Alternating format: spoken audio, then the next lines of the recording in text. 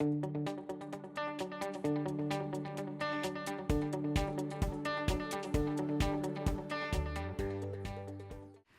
to topic 3. Today we're going to be looking at what is the decision making around somebody coming to hospital and why people actually come. The whole process of people coming into the hospital can be quite disempowering. People are asked to leave their life, that is, not pick up the kids or leave their job, come to the hospital, speak to someone about all their problems, take off their clothes and lie on a bed.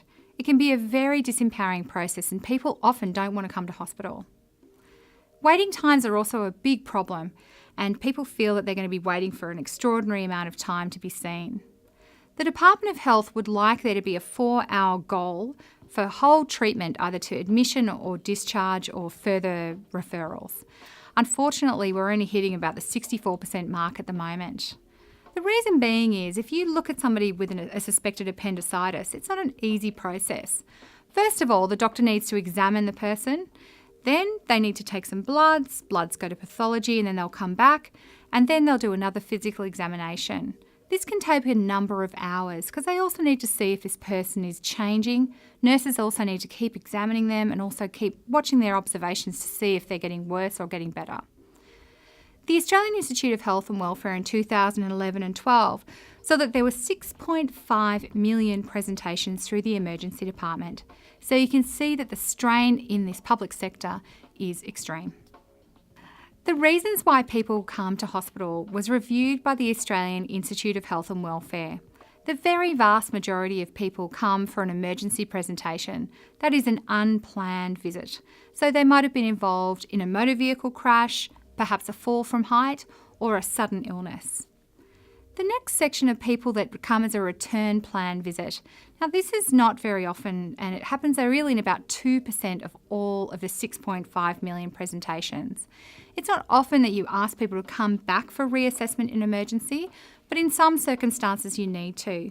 I think of an example of a homeless man who lived in the cemetery next to his mother and father's plot, which was very sad, and he was cooking baked beans in his cooker and the beans blew up. And he had a terrible, terrible burn to his hand. Now we knew that if he didn't keep coming back for treatment in this emergency department, he wouldn't seek treatment at all. He couldn't afford treatment. He couldn't afford the dressings. So it's one of those things where you have to think to yourself, what is going to be the best thing for this patient? And we knew that a return plan visit for him was necessary to get treatment. There are some pre-arranged visits, and these might be that they've gone to a specialist and the doctor would like them to be urgently admitted. Sometimes people don't come straight through emergency, they go to their specialist or their GP first, and they can organise a direct admission. In saying that, they often do go through emergency anyway because they're going to have blood tests written up and a basic physical assessment on arrival. Patients in transport are also people that receive care, so those are ones that are waiting to be transferred elsewhere.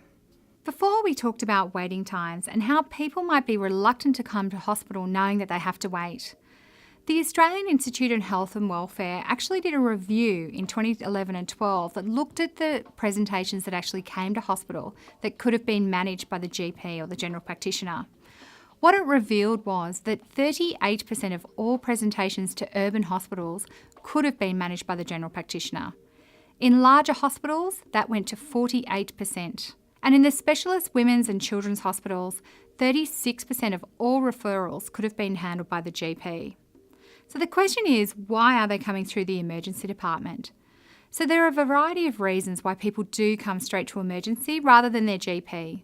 And this might include that the GP is closed, could be after hours or on a weekend. It could be that the GP is actually an expense. So not all GPs just charge the Medicare rate, some will charge beyond that, and some people just simply can't afford that. There's also a perception that there's more diagnostic equipment in a hospital, as well as more access to specialists. Everyone can be seen through specialists from the GP setting, but people believe it's faster. So you can understand why people do present to the emergency department first, instead of being managed by their GP.